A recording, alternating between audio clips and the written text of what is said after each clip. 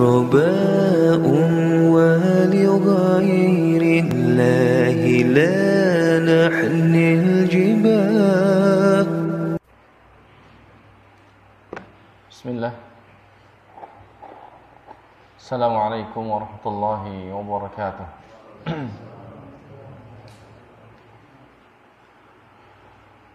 Innal hamdalillah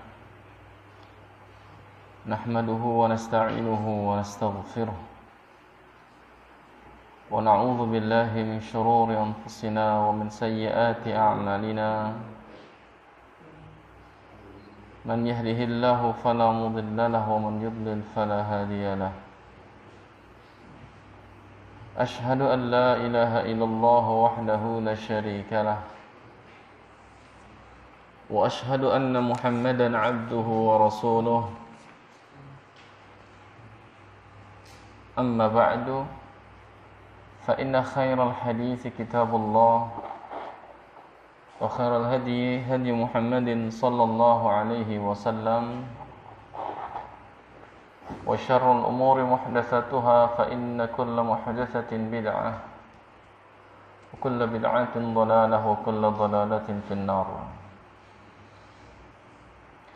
Para jemaah sekalian yang Allah cintai, puji syukur kita panjatkan kehadirat Allah Tabaraka wa Ta'ala yang telah memberikan kita berbagai macam nikmat-Nya, terutama nikmat Islam, nikmat iman. Dengan dua nikmat inilah kita seutuhnya menjadi hamba Allah Subhanahu wa Ta'ala dan bisa menegakkan peribadatan hanya kepada Allah.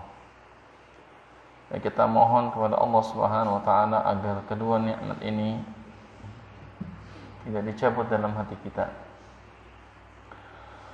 dan bisa kita bawa sampai berjumpa dengan Allah Subhanahu wa Ta'ala.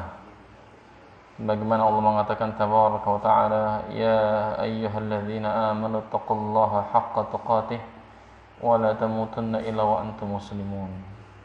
Wahai orang-orang beriman, bertakwalah kalian semuanya kepada Allah dengan sebenar-benarnya takwa, dan janganlah kalian mati kecuali kalian mati dalam keadaan muslim. Dan inilah yang diminta oleh seluruh kaum muslimin, agar mereka diwafatkan oleh Allah Subhanahu wa Ta'ala dalam kondisi husnul khatimah, membawa iman, membawa Islam kepada Allah Subhanahu wa Ta'ala. Kemudian tidak lupa senantiasa kita selalu bersalawat kepada Rasulullah sallallahu alaihi wasallam, yang tidak ada satu salawat yang kita sampaikan kepada beliau kecuali Allah Tabaraka wa Ta'ala membalasnya dengan 10 kali salawat. Man shalla alayya salatan sallallahu alaihi biha 10. Barang siapa yang mengucapkan salawat kepadaku 1 kali, maka Allah akan bersalawat kepada orang tersebut sebanyak 10 kali. Al-hasanatu bi'ashri amthaliha, kata Nabi. Satu kebaikan berbalas dengan 10 kali kebaikan. Dan kita mengucapkan salawat serta salam kepada Nabi SAW sebagai bentuk teladan kita kepada Al-Quranul Karim yang memberitakan kita orang-orang beriman agar bersalawat dan mengucapkan salam kepada Nabi SAW. Innallaha wa malaikatahu yusalluna 'alan nabi ya ayyuhalladzina amanu sallu 'alaihi wa sallimu taslima. Sesungguhnya Allah dan para malaikatnya bersalawat atas Nabi sallallahu alaihi wasallam.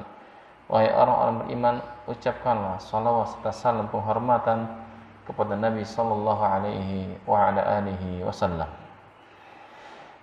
Kemudian hadirin Allah cintai, kita akan lanjutkan materi kita dari hadis Al-Ba'in An-Nawawi, dan kita masih di hadis yang ke-12, al-ishtighal bima yufid, yakni sibuk dengan perkara-perkara yang bermanfaat dan meninggalkan perkara-perkara yang tidak bermanfaat. Dari hadis Abu Hurairah radhiyallahu taala anhu, di mana Rasulullah sallallahu alaihi wasallam bersabda, min husni islamil mar'i tarkuhu ma la ya'nihi. Di antara tanda baiknya keislaman seseorang adalah dia atau orang tersebut meninggalkan sesuatu yang tidak bermanfaat. Dan telah kita jelaskan, para ulama kita rahimahumullahu ta'ala menjelaskan tentang makna dari husn. Kapan seseorang itu dikatakan sebagai orang yang baik keislamannya? Saya ulang sedikit. Keislaman seseorang itu dianggap baik oleh Allah dan Rasulnya sallallahu alaihi wasallam. Para ulama menyebutkan tentang 3 hal. Ya, ini disebutkan oleh Syekh Saleh Al-Abdul Aziz hafizahullah taala dalam kitab beliau Syarah Al-Arba'in An-Nawawi. Yang pertama, bahwa kebaikan Islam seseorang itu bisa dicapai dengan dia mengerjakan berbagai macam kewajiban yang telah Allah Subhanahu wa taala berikan kepada mereka, dan juga menjauhkan seluruh larangan-larangan yang telah Allah larang bagi mereka. Konteks ini sama dengan takwa. Apabila seorang itu dikatakan Islamnya baik, ketika dia memiliki atau bisa menjadi seorang hamba yang takwa kepada Allah Subhanahu wa taala, maka mereka menjadi orang-orang yang terbaik di sisi Allah Subhanahu wa taala. Kemudian yang kedua, kata para ulama, adalah kebaikan seseorang itu dicapai ketika dia mencapai derajat ihsan. Mencapai derajat ihsan, dan ini mirip dengan yang pertama.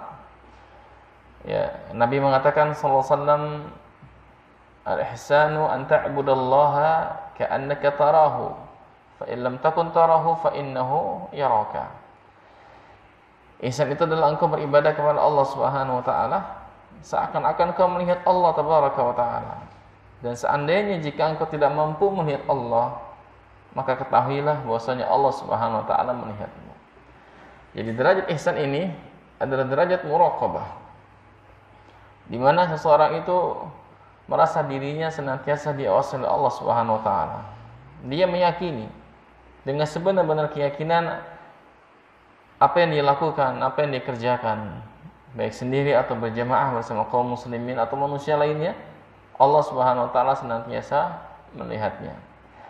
Kalau seorang telah mencapai derajat ini, maka dikatakan dia memiliki keislaman yang baik.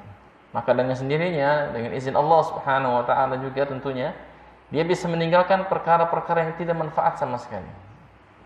Dia bisa menjauhkan dirinya dari perkara-perkara yang tidak ada artinya, yang tidak memberikan manfaat baik bagi dunianya dan juga akhiratnya secara khusus, dan juga agamanya kepada Allah Subhanahu wa taala.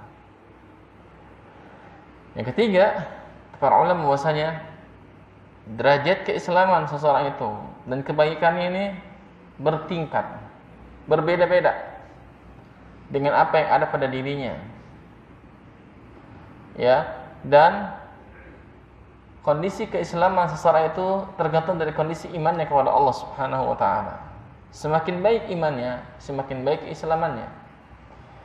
Karena dengan keimanannya dia kepada Allah Subhanahu wa taala, dia akan melakukan perkara-perkara dari amal-amal kebaikan yang menjadikan dirinya semakin sempurna di sisi Allah Subhanahu wa taala. Maka dengan itu pula amal ibadah dan ganjarannya pun berbeda satu dengan yang lainnya. Ya, kalau kita lihat ketiga pendapat ini, jamaah Allah cintai, ini mirip, seakan-akan tidak ada perbedaannya. Inti dari semua ini adalah bagaimana seorang itu bisa memperbaiki kondisi lahir dan batinnya kepada Allah. Semakin dia memperbaiki kondisi keislaman dan keimanannya kepada Allah Subhanahu wa taala, maka ini akan berefek baik kepada tingkah lakunya, kepada ucapannya, kepada perbuatannya, kepada kondisi hatinya kepada Allah Subhanahu wa taala, dan juga kepada amal-amal yang dia kerjakan. Maka semakin kita meninggalkan perkara-perkara yang tidak ada manfaatnya kepada Allah Subhanahu wa taala, maka akan semakin baik keislaman kita. Maka akan semakin besar pahala yang kita dapati dari Allah tabaraka wa taala. Sehingga Nabi mengatakan sallallahu alaihi wasallam, "Idza ahsana ahadukum islamahu fa kullu hasanatin ya'maluha tuktabu lahu bi'ashri amsalha ila 700 dha'fin. Apabila salah seorang di antara kalian memperbagus keislamannya, memperbaiki kondisi keislamannya. Ketika Islam dikatakan Islam, disebut kata Islam, maka masuk dalam kategorinya adalah makna iman.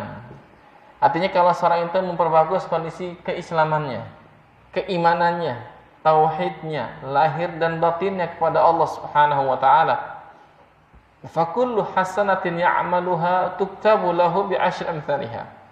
Maka satu kebaikan yang dia kerjakan kepada Allah Subhanahu wa taala, pahalanya dicatat, kata Nabi sallallahu alaihi wasallam, bi'ashri amsalha, 10 kali lipat.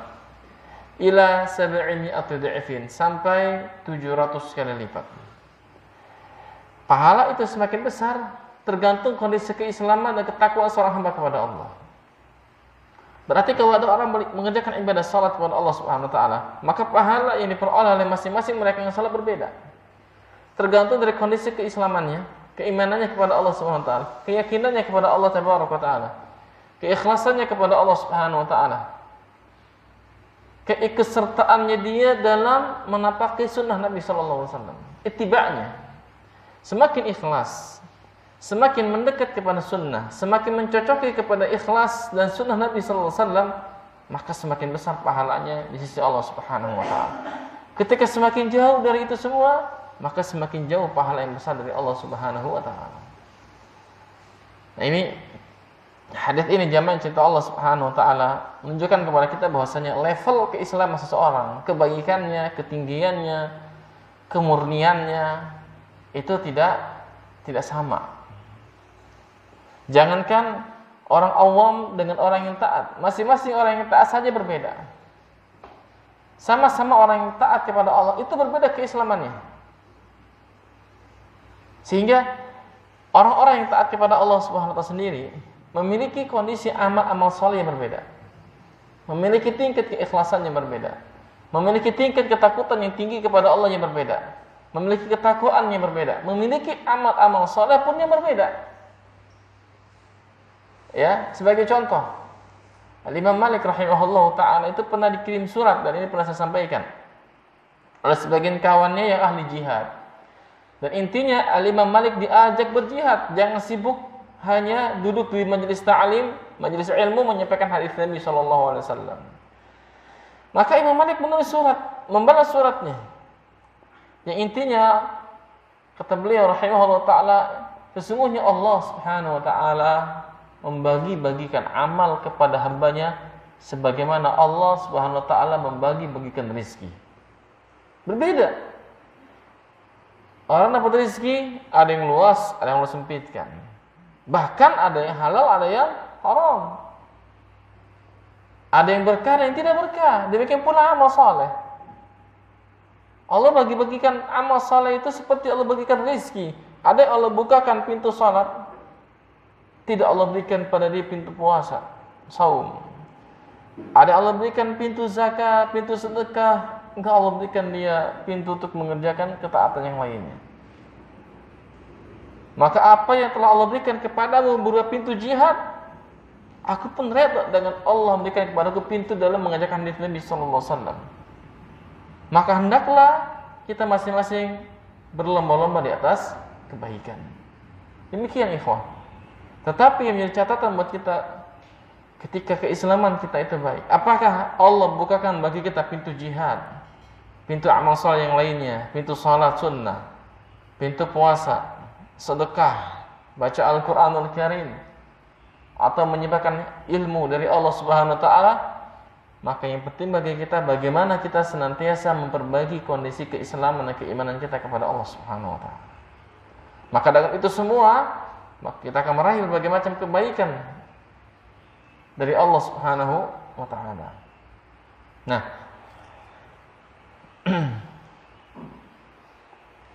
oleh karena itu kebaikan yang telah kita kerjakan jangan pernah dihentikan.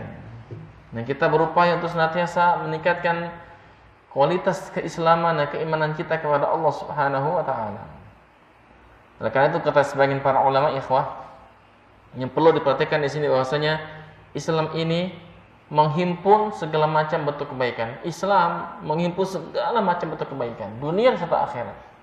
Kebaikan kita terhadap Allah Tabaraka wa Ta'ala berupa keimanan, berupa amal saleh, ketaatan kepada Allah Tabaraka wa Ta'ala, ketaatan dan kecintaan kepada Rasulnya Sallallahu Alaihi Wasallam ini, dan juga ketaatan kita kepada Allah dalam berbuat baik kepada manusia pada umumnya, termasuk dalamnya orang-orang kafirin, orang musyrikin.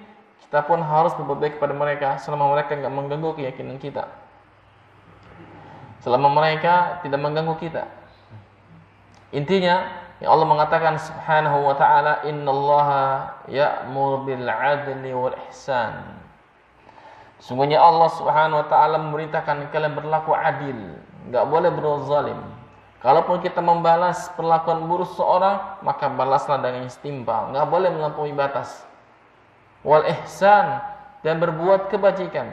Kalimat ihsan ini meliputi berbagai macam kebaikan yang telah Allah syariatkan kepada kita.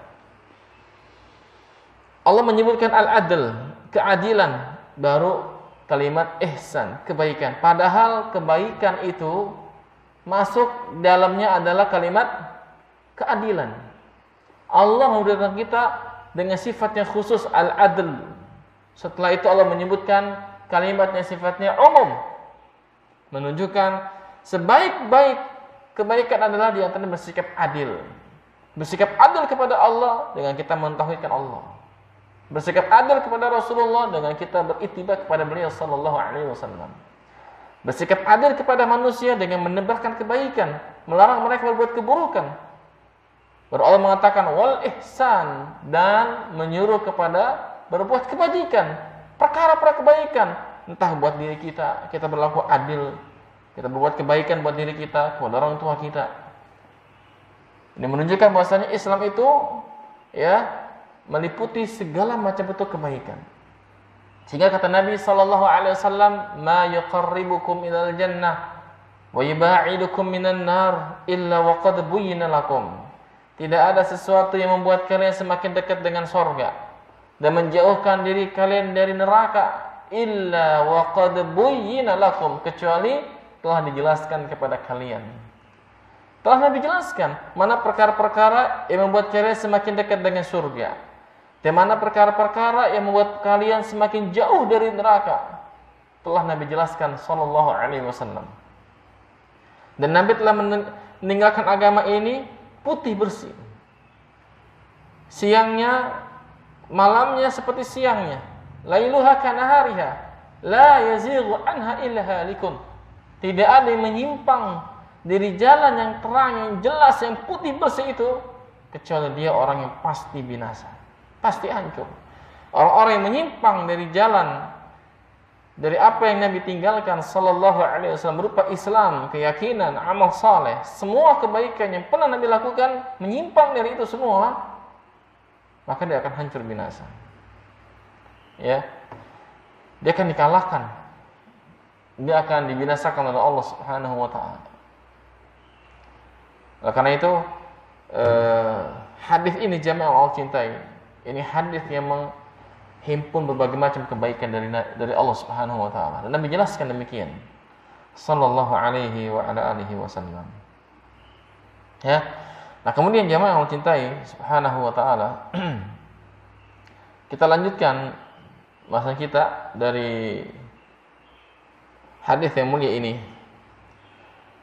bahwasanya hadis ini jamaah yang Allah cintai, hadis yang sangat agung, hadis yang sangat besar, ya, sehingga kita harus lebih memahami hadis ini dengan pemahaman yang baik.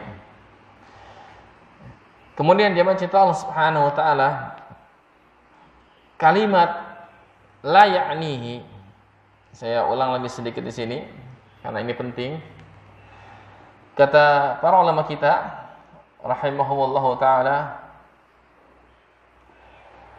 Nabi bersabda sallallahu alaihi wa ala alihi wasallam, min husni islamil mar'i tarkuhu ma la ya'ni.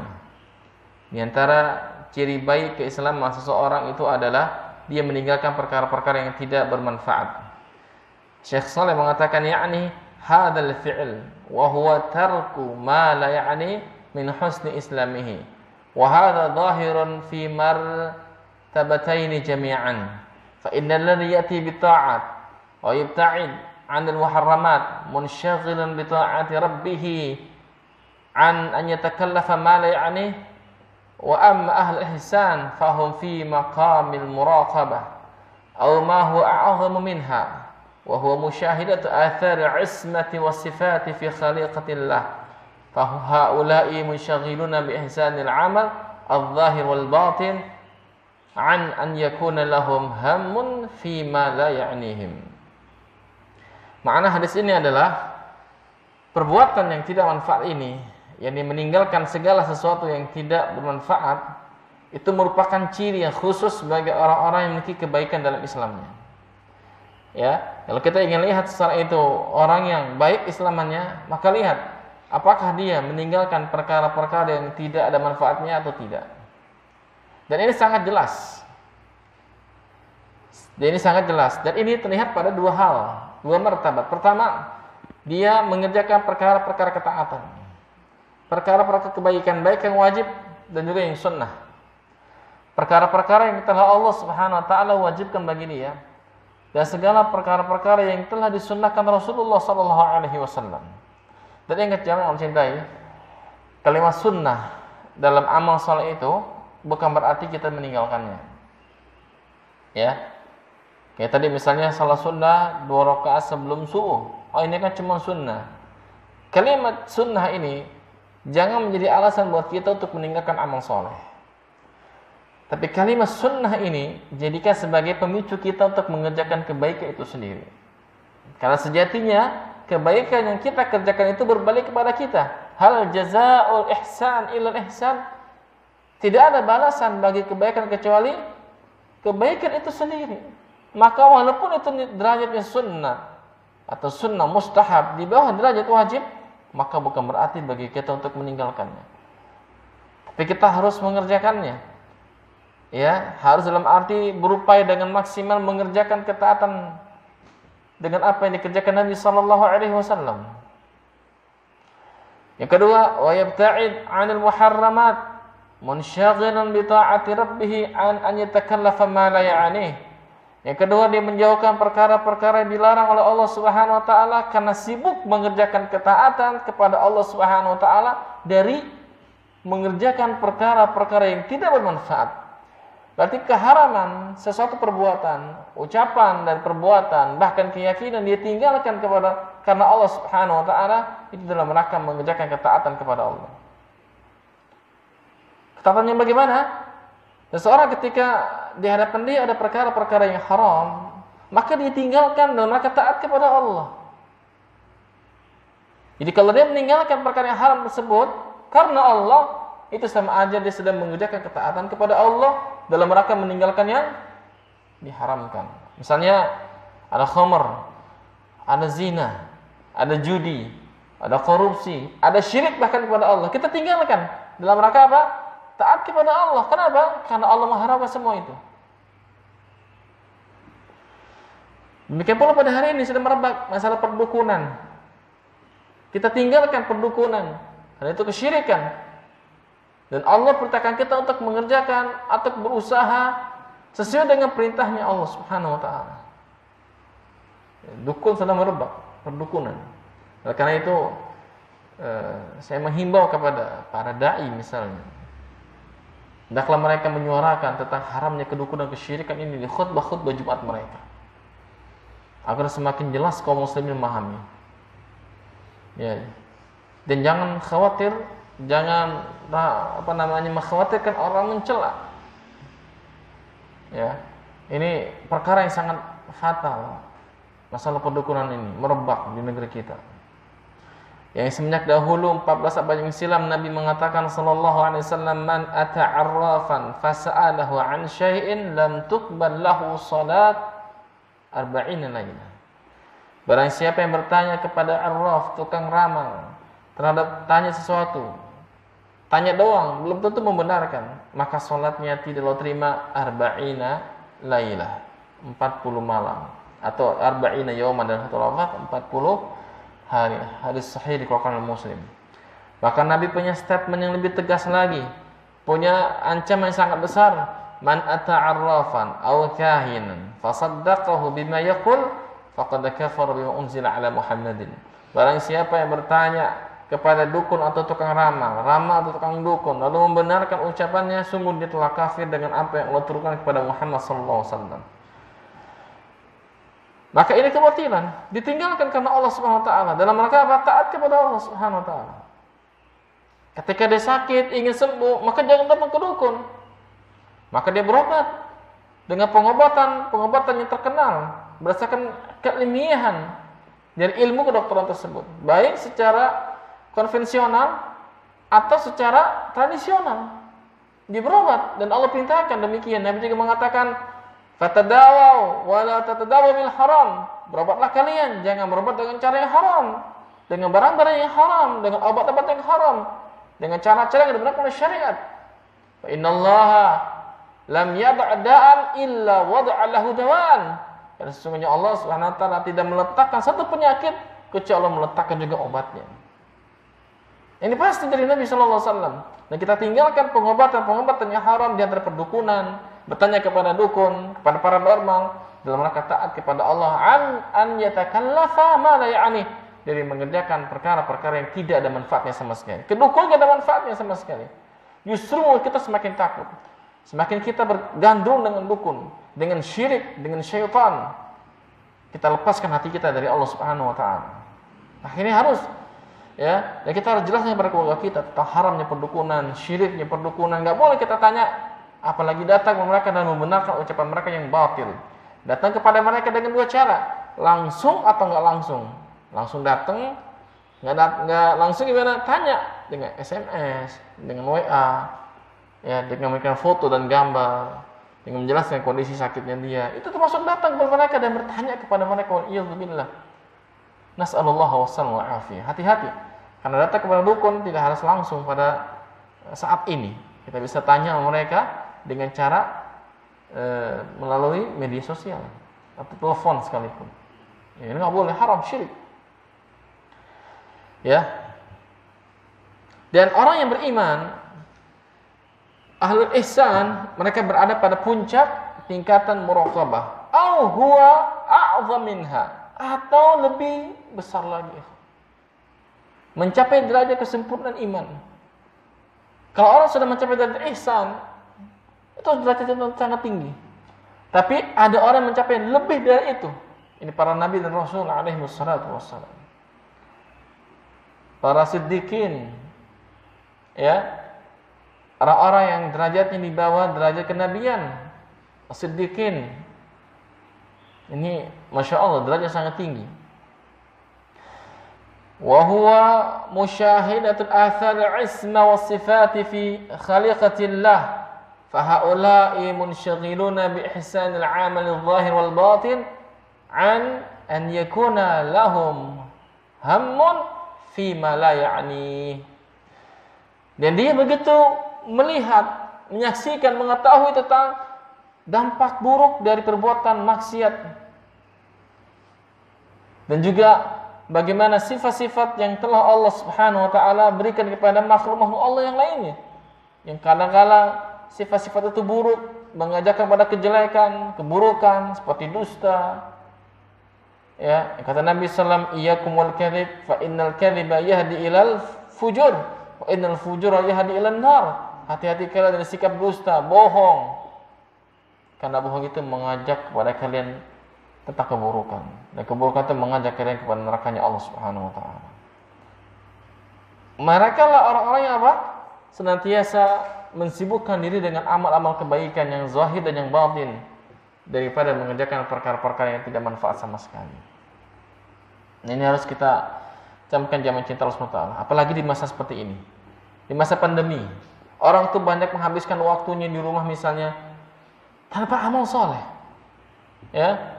Dan jemaah Allah cintai, ini di tengah pandemi kayak gini, Allah kasih nikmat sama kita. Kita lebih banyak bersama anak, bersama orang tua, bersama istri. Kesempatan kita mengajarkan Islam kepada mereka. Kesempatan kita mengingatkan mereka untuk semakin taat kepada Allah, untuk semakin mendekat kepada Allah Subhanahu wa taala. Karena fitnah ini atau ujian ini merata. merata, dan ini benar kata Allah SWT, ya, tentang masalah kemaksiatan. Jangan sampai musibah itu, fitnah itu melanda kita, dan ternyata telah melanda kita semuanya. Ya, wattaqu fitnatan la tusibanna alladzina zalamu minkum khassa. Hati-hati kata Allah. Jaga diri kalian dari fitnah, musibah, malapetaka yang bisa melanda siapa saja, bukan orang zalim netrokali, semuanya terkena dampak buruknya. Maka sikap seorang muslim ketika terjadinya fitnah, kata para ulama kita adalah semakin mendekat kepada Allah, semakin berbuat baik, berbuat taat, mengerjakan ketaatan kepada Allah dan juga berbuat baik kepada makhluk. Ingatan mereka tentang kebaikan, dan orang yang paling berhak mendapatkan kebaikan dari kita, orang tua kita, istri kita, anak-anak kita di rumah. Ini kesempatan kita jemaah. Ini nikmat yang paling nikmat di antara nikmat yang lainnya. Ya, berapa banyak orang yang sibuk di luar, ya, sibuk bekerja, bahkan terkadang jarang pulang ke rumah. Ketika pandemi seperti ini, dia lebih banyak di rumah. Dia bisa menghabiskan dengan anaknya, umurnya, usianya, waktunya dengan ketaatan kepada Allah. Insyaallah ini nikmat. Ya, makanya kata Syekh, fahaula'i munsyghiluna bi ihsanil amal al-zahir wal batin. Mereka itulah orang-orang yang sibuk dengan kebaikan dari amal-amal saleh yang zahir dan yang batin. An yakuna lahum hammun fi ma la ya'nih. Dibanding dia memiliki hammun, keinginan, sebatas keinginan, niatan untuk mengerjakan perkara-perkara yang gak manfaat sama sekali. Cuma niat saja, sebaiknya diringankan, dilarang. Ini penting jamaah Allah cintai.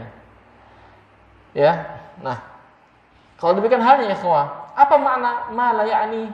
Apa makna ma la ya'ni yang tidak manfaat bagi dirinya?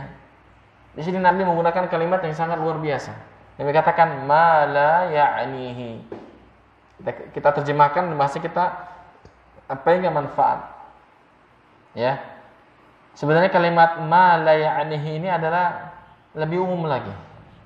Tapi karena bahasa kita ini lemah, tidak bisa untuk memberikan bahasa yang sepadan dengan kalimat bahasa Arab itu sendiri. Sehingga Syekh mengatakan al-inayatu fil lughah. Kalimat inayah, perhatian. Ya. Inayah itu adalah perhatian. Secara bahasa, hiya syiddatul ihtimami bisyai'. Itu apa? Kondisi di mana kita sangat memperhatikan sesuatu itu, memiliki perhatian besar tentang sesuatu itu, memperhatikannya, memahaminya, bagaimana cara melaksanakannya. Ya. Fasyai'ul ladzi laka bihi inayah huwa syai'ul muhimmu alladzi yuhtammu bih. Sesuatu yang menurut engkau, yang bagi dirimu itu memiliki inayah, perhatian yang sangat besar, huwa syai'ul muhim alladzi yuhtammu bih, adalah segala sesuatu yang dirimu itu memiliki perhatian kepadanya secara khusus. Saya ulangi, kalimat inayah adalah sesuatu yang menjadi poros perhatian kita. Perhatian kita secara utuh ke situ, tertuju kepadanya. Walladzi laisa laka bihi inayah wa syai'ul ladzi la yantafi' al-mu'tana bih. Dan sesuatu yang tidak menjadi perhatian bagi dirimu, perhatianmu enggak tertuju kepadanya, maka itulah sesuatu yang tidak bermanfaat dan tidak dibutuhkan perhatian padanya. Maksudnya apa? La yantafi al-mutawajjih ilaihi. Perkara itu kalau enggak manfaat, baik dari sudut agama, terutama akhirat, dunia, pribadi, masyarakat dan keluarga, maka itu enggak perlu kita lakukan. Enggak perlu hati kita condong kepadanya. Walaysa lahu bihi maslahah. Tidak ada kebaikan padanya. Tidak ada kebaikan. Kata Syekh lagi, wa ma'lumun anna umur syar'i lakum likulli muslimin biha inayah. Kalau perkara-perkara tersebut tidak ada maslahatnya, tidak ada manfaatnya, jangan kita letakkan perhatian kita kepadanya. Jangan kita tujukan perhatian kita kepadanya. Jangan, tinggalkan semua itu. Dan sebagaimana kita ketahui jamaah Allah cintai, perkara-perkara syariat, semua perkara syariat yang wajib, yang sunnah, yang haram, yang mubah dan yang makruh, itu menjadi perhatian kita. Kenapa syirik? Kenapa haram? Kenapa sunnah? Kenapa wajib? Kenapa ini dibolehkan? Kenapa ini dimakruhkan? Ini harusnya lebih lagi membuat kita perhatian. Kenapa Allah mengharamkan syirik misalnya? Kenapa Allah mengharamkan zina? Kenapa Allah haramkan khamr? Kenapa Allah haramkan seseorang itu berkhalwat dengan yang bukan mahramnya? Ini jadi perhatian kita seharusnya. Wa anna fiqhal kitab wa sunnah likulli muslim bihi inayah. Kenapa? Karena pemahaman seseorang, fakihnya seseorang, cerdasnya seseorang tentang Alkitab dan Sunnah, likulli muslimin bihi inayah, hendaklah menjadi perhatian bagi setiap muslim. Bagaimana cara kita memahami tentang hakikat tauhid? Bagaimana agar kita bisa memahami hakikat salat yang sesungguhnya yang diajarkan Nabi sallallahu alaihi wasallam, sallu kama ra'aitumuni usalli. Bagaimana agar salat kita diterima oleh Allah? Bagaimana ibadah kita diterima oleh Allah Subhanahu wa taala? Bagaimana berbakti kita sama orang tua itu membuahkan hasil yang terbaik dunia akhirat, yang dengannya nanti anak kita berbakti sama kita. Ini perhatian kita. Bagaimana kita berbuat baik kepada tetangga? Jangan sampai kita menzalimi mereka. Ya, bagaimana agar orang itu hidup tenang bersama kita? Karena kata Nabi SAW, sebaik-baik orang adalah, seburuk-buruk orang adalah orang yang lain yang tidak aman dari kejahatannya. Itu muslim yang buruk, kata Nabi. Muslim yang jelek, muslim yang buruk, ya muslim lainnya nggak selamat dari tangannya, dari mulutnya. Karena Nabi mengatakan, salam al-muslimun man salima muslimuna min lisanihi wa yadihi. Muslim yang sejati itu, muslim yang hakiki, kata Nabi SAW, yang muslim lainnya selamat dari serangan lisan dan tangannya, dari tajamnya lidah, dari gangguan tangannya, baik langsung atau enggak langsung. Saya katakan langsung dengan mengatakan kalimat keburukan, atau enggak langsung dia melalui media sosial, dia sindir kawannya baik di grup, di status. Ini perbuatan jelek, jemaah. Kita banyak terkadang ya menyaksikan demikian. Walaupun kita terkadang melihat kondisi seperti itu miris terkadang. Ada orang melampiaskan marahnya di media sosial, tadi status. Ya. Banyak, Pak.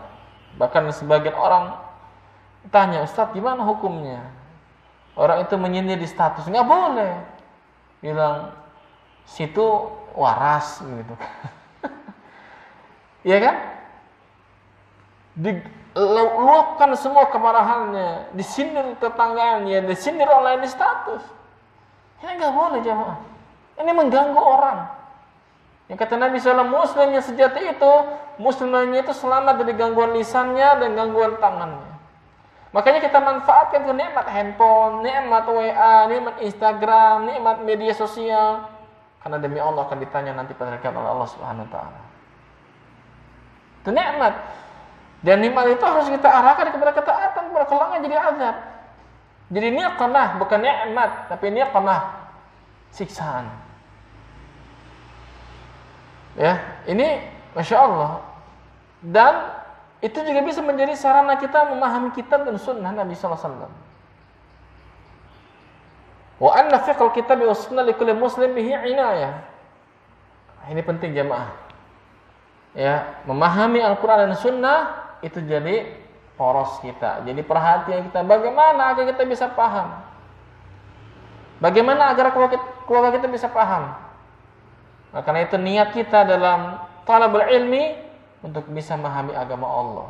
Allah takdirkan kita nanti jadi dai atau tidak itu bukan urusan kita, urusan Allah Subhanahu wa taala. Karena Allah meletakkan sesuatu itu kepada orang itu berdasarkan ilmu Allah. Allah lebih tahu kemana Allah akan letakkan risalah itu, kenabian, kerasulan, orang ini jadi ulama, orang ini jadi dai. Allah lebih tahu Subhanahu wa taala. Tapi kewajiban kita adalah memahami Islam, mempelajari Islam, memperdalam Islam. Terlepas itu semua, ya, ada orang yang Allah berikan kemudahan, ada orang yang Allah berikan ujian tentang masalah itu. Terlepas. Yang penting bagaimana cara kita agar kita memahami Islam ini. Ya. Idzan kata Syekh, kalau demikian, falihtimamu bima fihi fiqhul linnususi yadullu ala husni islamin mar'i.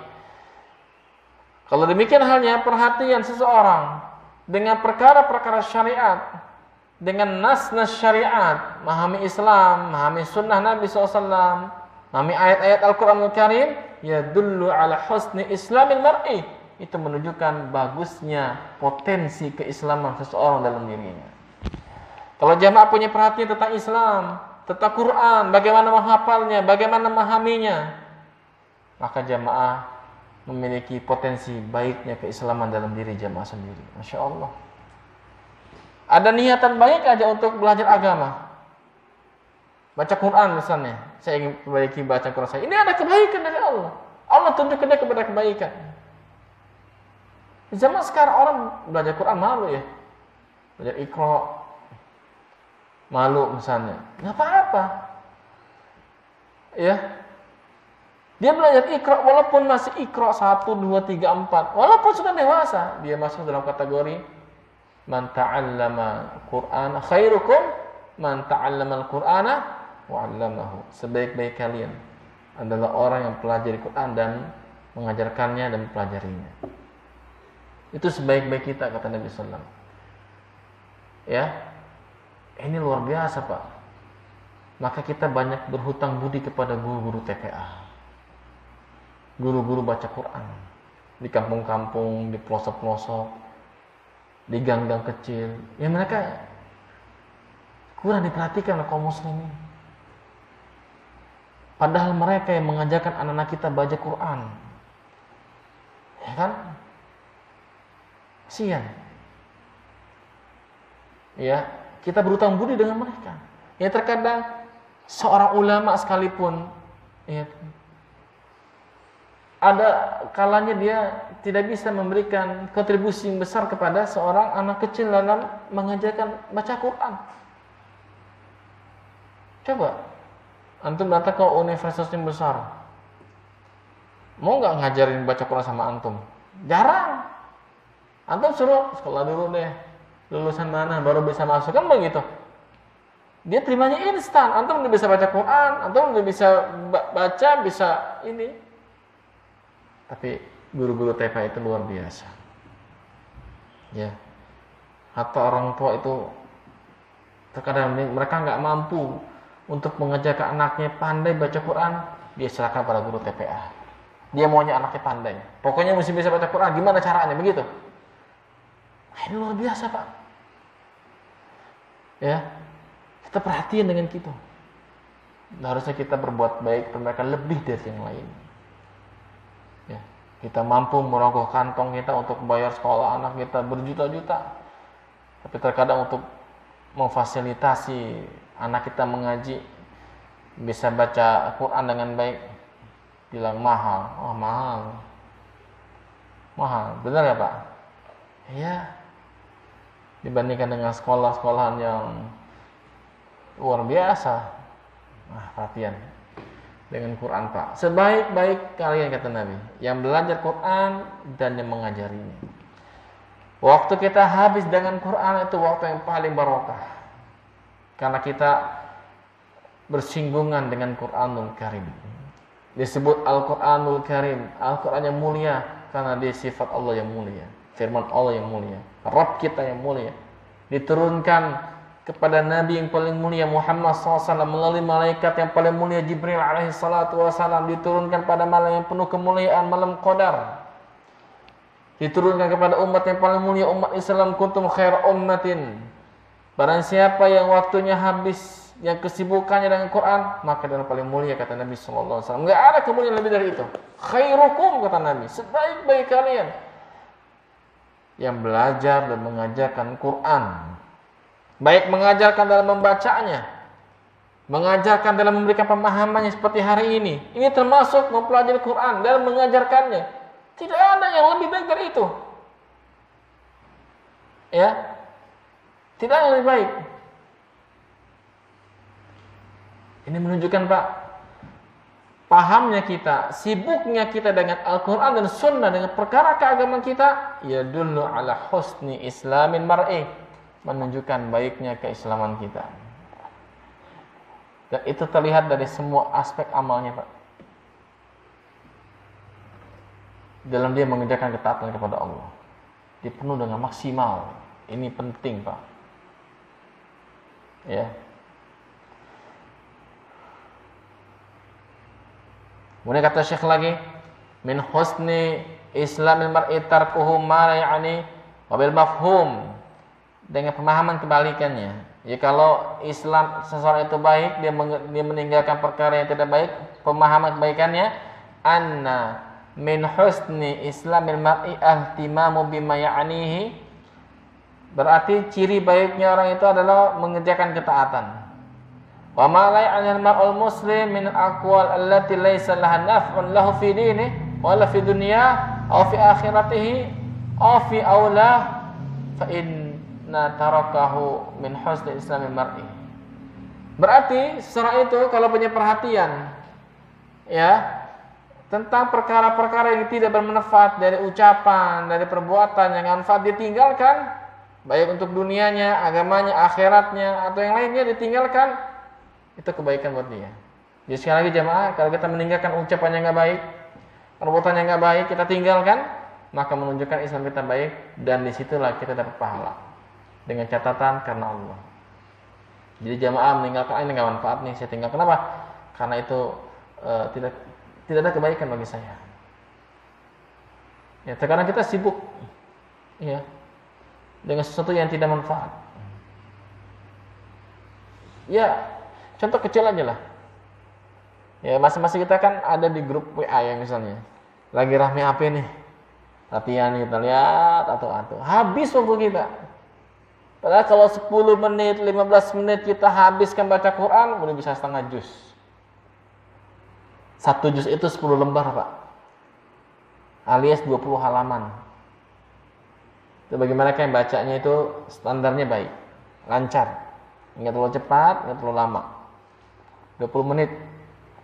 Itu bisa makan waktu 20 menit untuk mencapai 20 juz. 1 juz 20 atau 10 lembar maksud saya.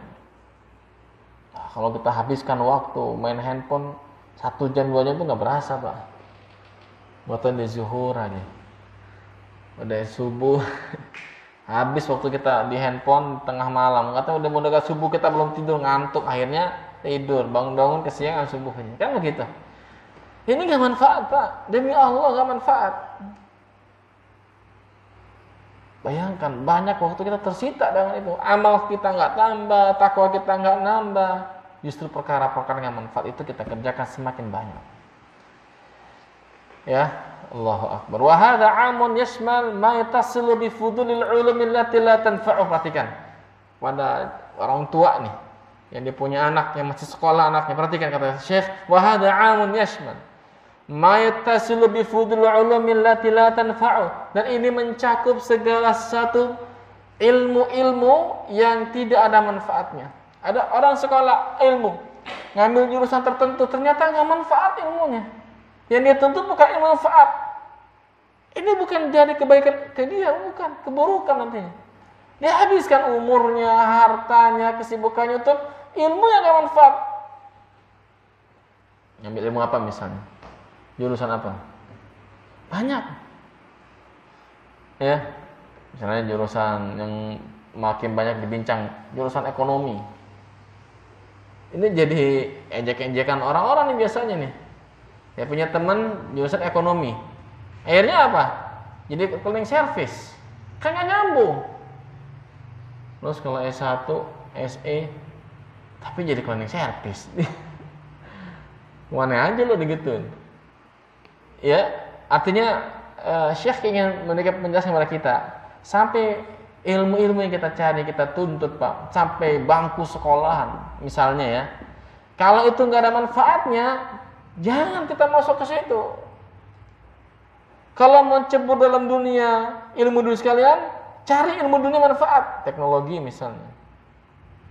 Ya, habiskan di situ untuk manfaat bagi kaum muslimin. Bisa membuat ini agar kita enggak impor dari luar, lebih mudah, lebih murah misalnya, lebih manfaat. Nah, itu boleh dihabiskan. Tapi niatnya kata Syekh Ibnu Utsaimin karena Allah untuk kaum muslimin. Ya, jadi kayak sampai saya contohkan tentang ilmu ekonomi. Karena ilmu ekonomi udah berbasis dengan ekonomi liberal, sekuler dan yang lainnya. Ya, tujuannya ya karena margin dunia. Nggak balik bagaimana sistem ekonomi Islam yang dibangun di situ. Mengembangkan sistem zakat, infak, sedekah. Ya, bagaimana harta kaum muslimin mau dikemanakan, bagaimana cara mendapat harta yang halal. Seperti itu. Ya. Nah, kita nggak mencela ilmu itu. Artinya dilihat manfaat tidak buat kita dan kaum muslimin. Yang Islam pada hakikatnya juga mengajarkan bagaimana perekonomian yang baik, yang benar begitu. Ya, kalau kita telusuri ini, masya Allah. Karena buktinya kaum muslimin banyak yang terjatuh dalam dunia masalah riba. Dari mana dengan ilmu riba? Perekonomian mana? Kan begitu.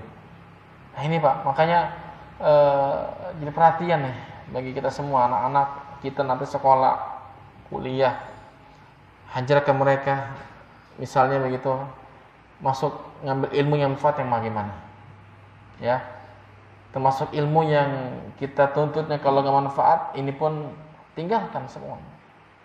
Ya, saya sedang ngasih contoh, ya, karena memang ada ilmu yang tidak manfaat, apalagi ilmu-ilmu yang bernuansa syirik, ilmu sihir, perdukunan, ya, apalagi luar biasa yang belakangan semakin marak.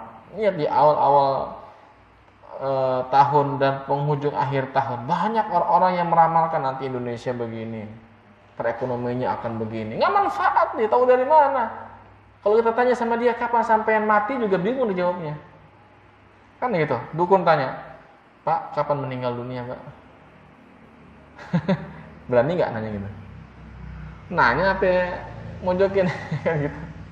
Dia nggak tahu kenapa bisa meramalkan Indonesia nanti ke depan begini, ekonominya begini, stabilitas sosialnya begini, kan begitu. Ya harus diperhatikan. Kalau saya mati bawa apa? Itu perhatian tuh. Yang kata Allah SWT, ya ayyuhalladzina amanu taqullaha wal tanzur nafsum ma qaddamat lighad wattaqullaha innallaha khabir bima ta'malun. Wahai orang beriman, bertakwalah kalian semuanya kepada Allah, dan hendaklah setiap jiwa memperhatikan tentang amalnya, tentang usahanya esok hari kematian. Bekalnya apa? Begitu. Jangan sibuk masalah yang lain. Dan masalah ilmu ini juga perhatikan, Pak. Anak kita nanti sekolah, jangan sampai dia habiskan waktunya, umurnya, usianya itu hal yang manfaat sama sekali. Ya, kita harus bimbing. Kalau memang dia condong kepada ilmu dunia, bimbing ilmu dunia bagaimana manfaat. Ya. Kenapa? Karena Syekh wa fi fuduli al-ulum allati la tanfa'u. Ya, dan perkara-perkara yang berkaitan dengan ilmu-ilmu yang tidak manfaat sama sekali.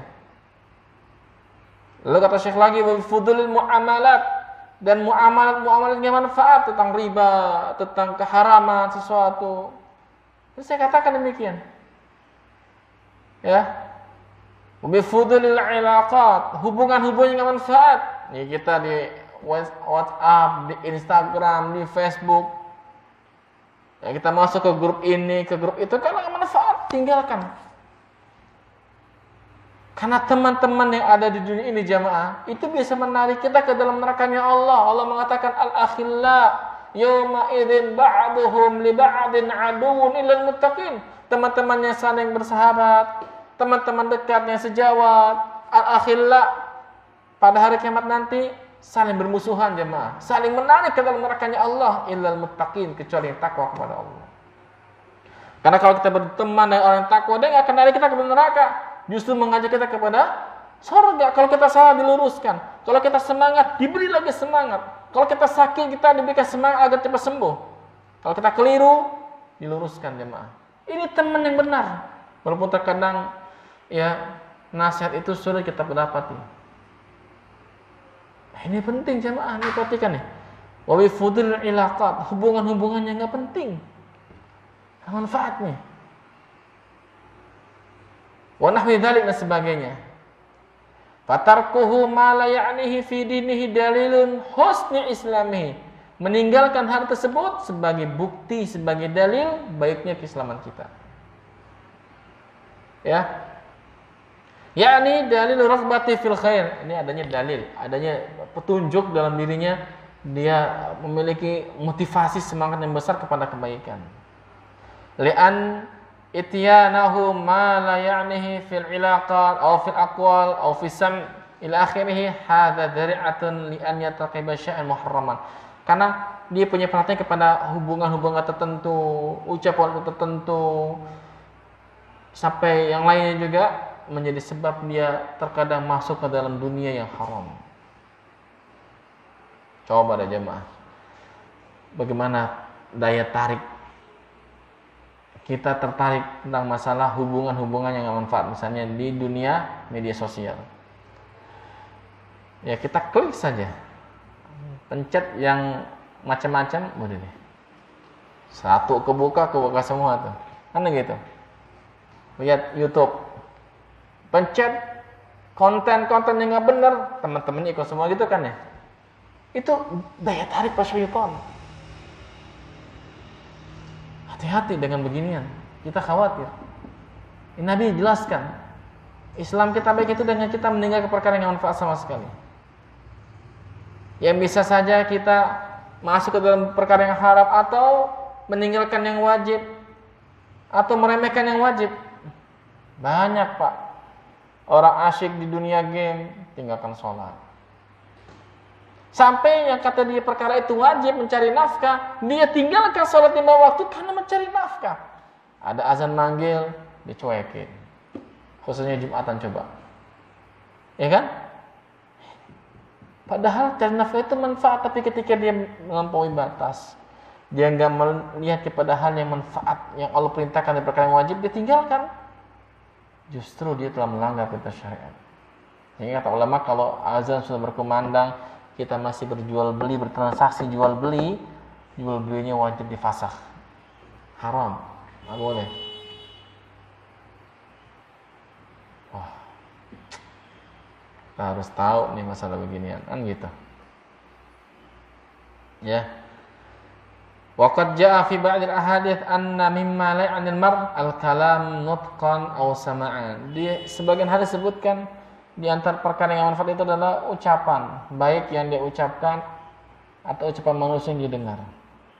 Ini sifatnya umum lagi kata beliau. Ya. Li'anna lisan huwa mawruduz zalal, karena mulut ini Pak sebab orang itu jatuh ke dalam dunia kesalahan. Maka Nabi katakan, ya Rasulullah, ditanya Nabi, apa yang paling membuat orang banyak masuk ke dalam neraka? Al-famu wal farj, mulut dan kemaluan. Mulut Pak. Orang salah-salah ngomong itu udah bahaya. Lagi dalam dunia maya, salah ngomong diciduk kita kan. Salah komen aja, ciduk. Kalau ciduk kan Pak, tangkep.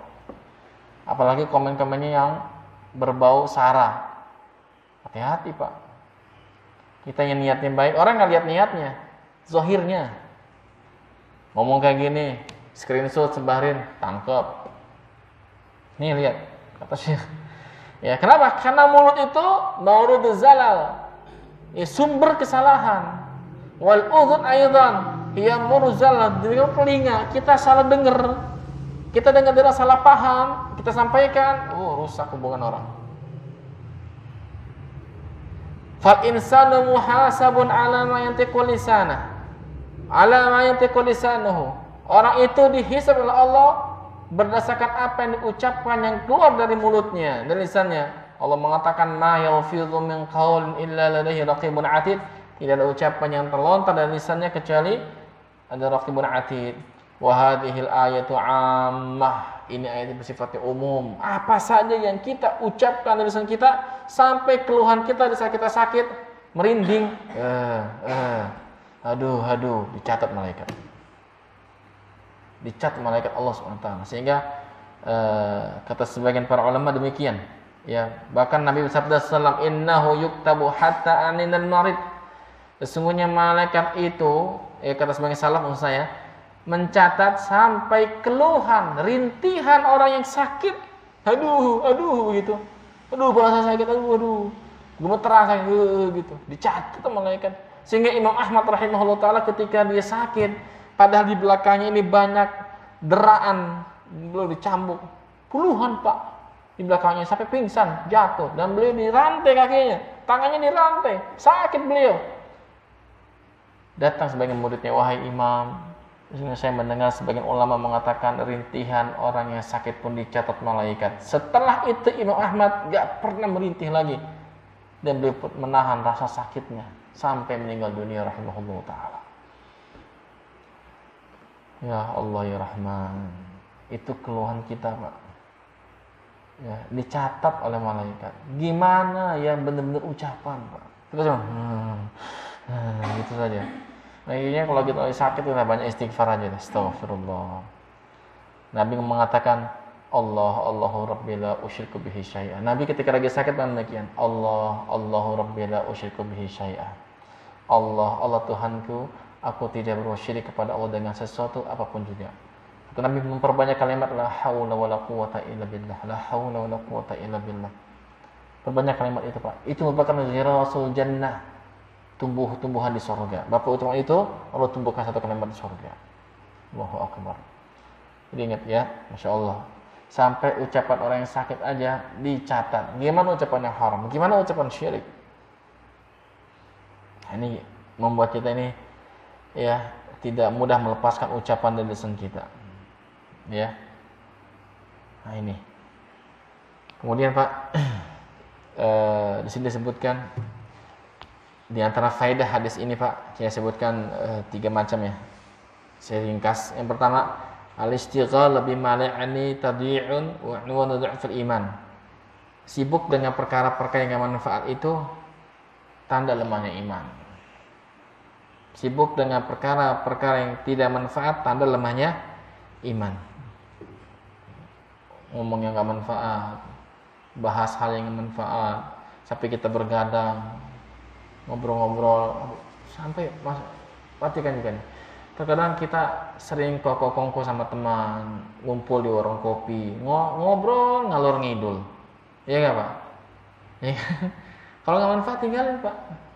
Sementara kita di rumah ada kewajiban kita sama istri, sama anak kita. Ada amal-amal yang bisa kita kerjakan di rumah, dari baca Quran, dari salat-salat sunnah. Banyak kita tinggalkan hanya karena kita sering ngumpul sama teman-teman yang enggak manfaat begitu. Ini merupakan tanda lemahnya iman. Tapi bukan berarti diharapkan, tidak. Sebatas duduk-duduk, ngobrol-ngobrol, sekedarnya nggak apa-apa. Nabi juga bahkan sahabat. Nabi habis sholat subuh, Nabi diam duduk tepat sholatnya sampai matahari meninggi. Sahabat sedang asik ngobrol. Masalah apa? Masalah dulu jahiliyah.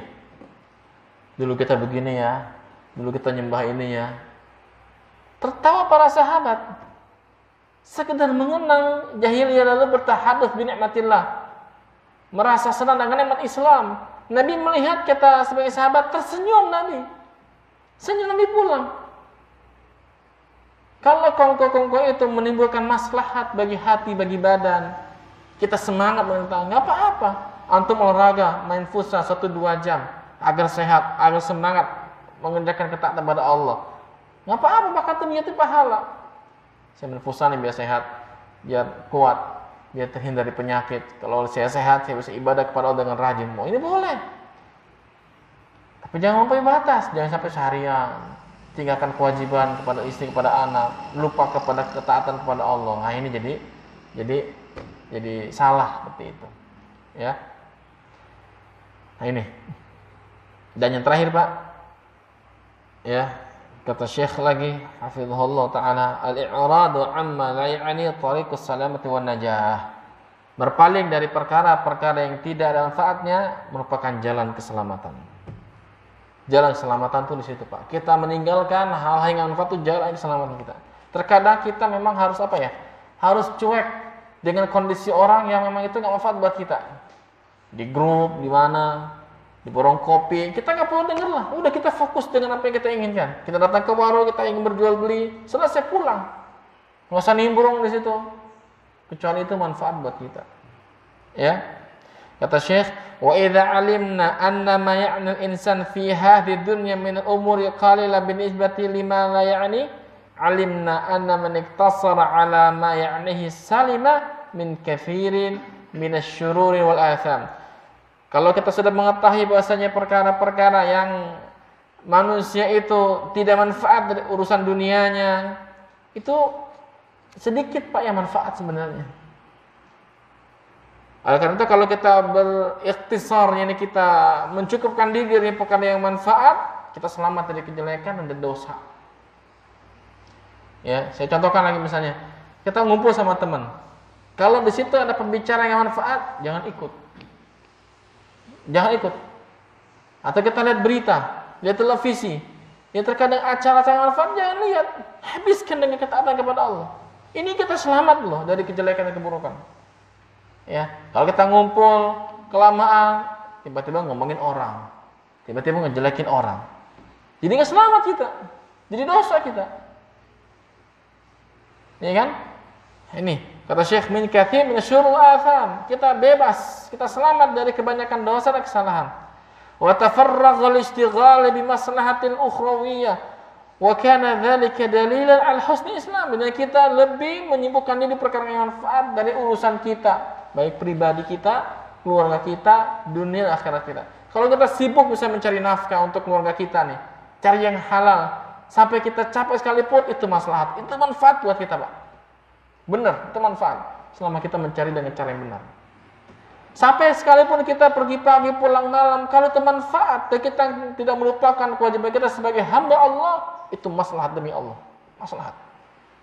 Atau pergi pagi pulang malam misalnya, fokus kerja, cari yang halal, sampai tidak melalaikan dari kewajiban kepada Allah, itu manfaat.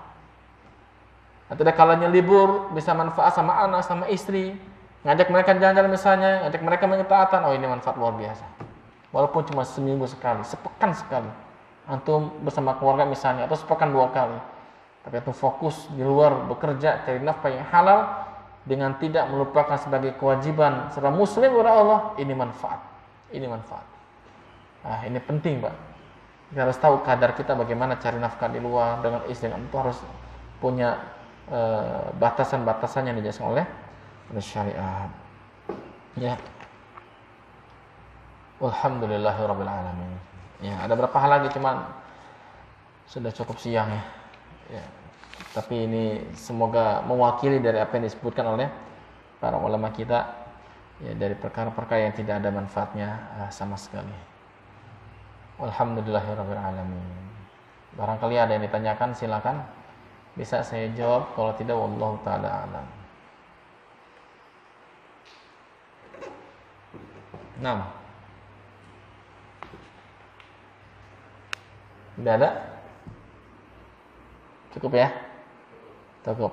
Kita tutup dengan doa kafaratul majelis. Subhanaka Allahumma bihamdik asyhadu an la ilaha illa anta astaghfiruka wa atubu ilaik. Wassalamualaikum warahmatullahi wabarakatuh.